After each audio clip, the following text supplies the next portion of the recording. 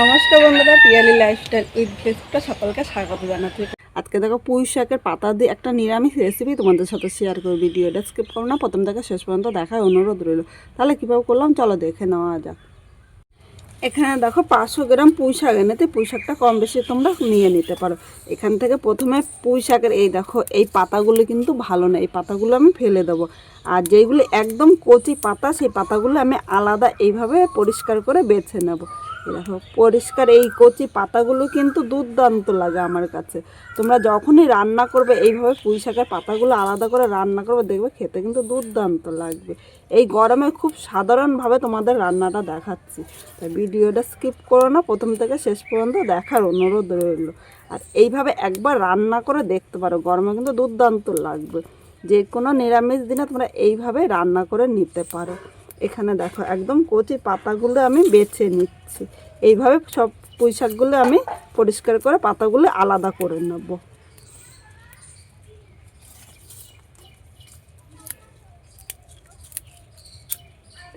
বন্ধুরা এখানে দেখো সব পাতাগুলো আমি পরিষ্কার করে বেছে নিয়েছি। এবার প্রথমে আমি পাতাটা কেটে নিচ্ছি। তোমাদের যেরকম সুবিধা, আগে পাতাও কাটতে পারো বা ডাঁটটাও কিন্তু কেটে নিতে পারো। আর পাতাগুলো কিন্তু একদম ছোট করে কাটবো না, দেখো একটু বড় বড় করে কাটবো, কারণ যখন পাতাগুলো মুখে লাগলে খেতে কিন্তু দুর্দান্ত লাগবে। একইভাবে আমি সব পাতাগুলো কেটে নেব। মানে একটা পাতা আমি হাফ হাফ করে নিয়েছি, গোটা গোটা কিন্তু পাতা আমি রাখিনি। এবার পাতাটা এক সাইডে রেখে দিলাম।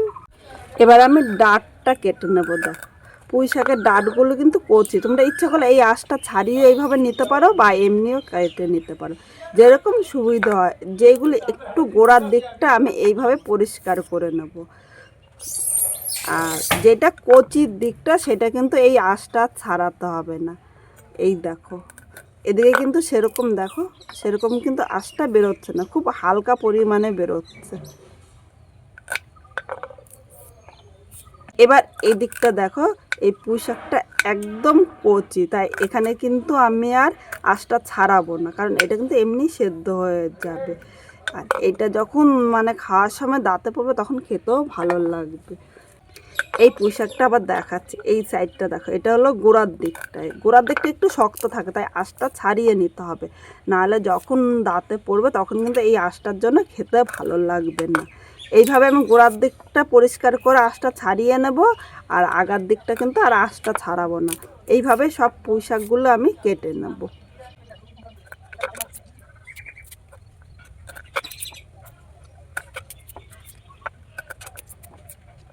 বন্ধুরা এখানে দেখো সব পুঁই শাকগুলো কাটা হয়ে গিয়েছে।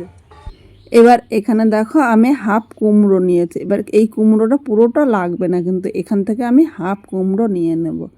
তোমাদের যতটা লাগে সেই হিসাবে কিন্তু তোমরা কুমড়োটা নিয়ে নিতে পারো। প্রথমে এই জায়গায় দেখো উপরে যে এই আঁশগুলো আছে এগুলো ভালো করে আমি পরিষ্কার করে নিলাম। এবার কুমড়োটা আমি এইভাবে পিস পিস করে কেটে নেব। এইভাবে কেটে নিলে আমার কিন্তু সুবিধা হবে। এবার কুমড়োর খোসাগুলো আমি পরিষ্কার করে নিয়েছি। এখন দেখো কুমড়োটাকে কিন্তু খুব বেশি বড় কাটবো না, একদম মাঝারি সাইজে কাটবো, কারণ পুঁই শাকগুলো কচি খুব তাড়াতাড়ি গলে যাবে, তাই কুমড়োটা কিন্তু বেশি বড় কাটার দরকার নেই।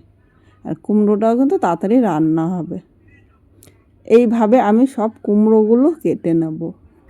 এখানে সব কুমড়োগুলো কাটা হয়ে গিয়েছে। এবার কুমড়োগুলো আমি তুলে নিলাম। এবার এই জায়গায় দেখো মাঝারি সাইজের একটা আলু নিয়েছি।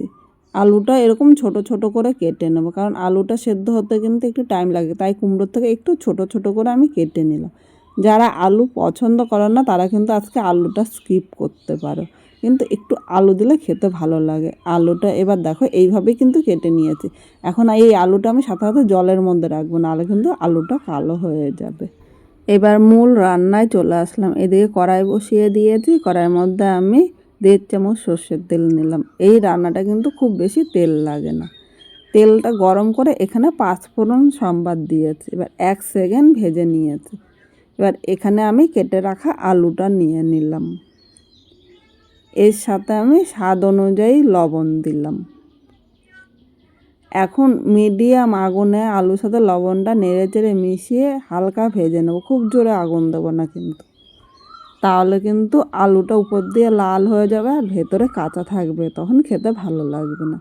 সব কিছু নেড়ে চেড়ে মিশিয়ে নিয়েছি, এখন ঢাকা দিয়ে কিছুক্ষণ ভেজে নেব।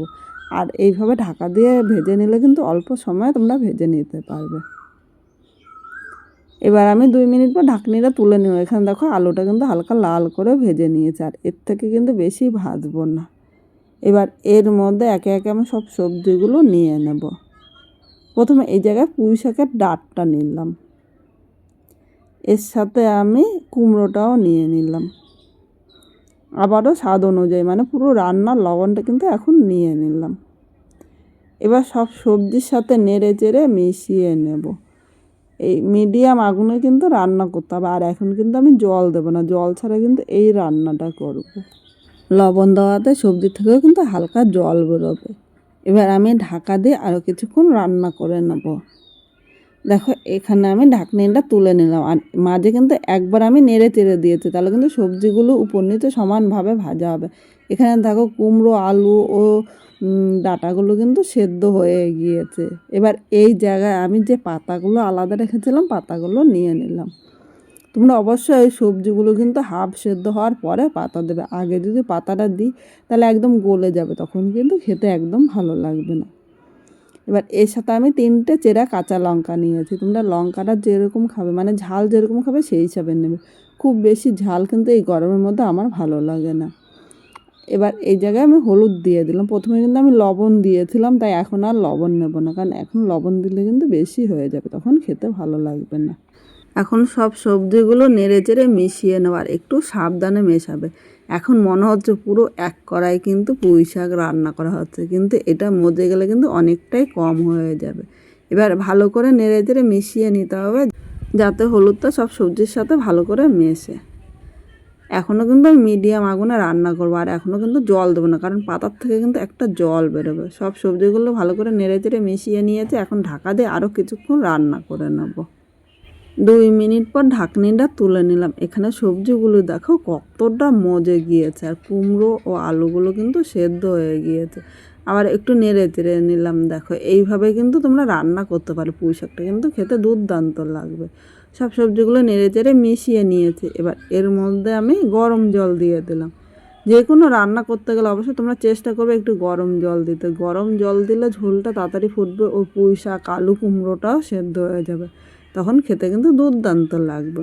এবার এই জলের সাথে সব কিছু নেড়ে চেড়ে মিশিয়ে নিলাম। খুব বেশি কিন্তু আমি এখানে জল দিইনি, যেহেতু পুঁই শাক, আলু, কুমড়োটা কিন্তু হাফের বেশি সেদ্ধ হয়ে গিয়েছে, তাই খুব বেশি এখানে জল লাগবে না। সব কিছু নেড়ে চেড়ে মিশিয়ে নিয়েছি। এখন আমি আবারও ঢাকা দিয়ে 1 মিনিট রান্না করে নেব।